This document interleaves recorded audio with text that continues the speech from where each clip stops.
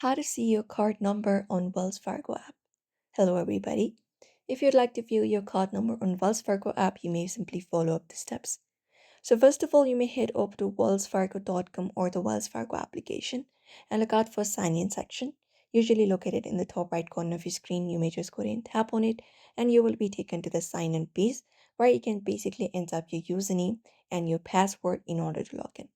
So you may go ahead and enter up your username and your password and tap on sign in option and log in into your account.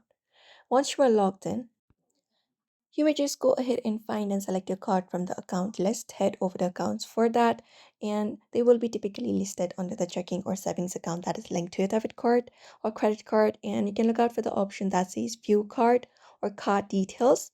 And in some cases, this may be found by clicking on a menu next to your debit card or your account details.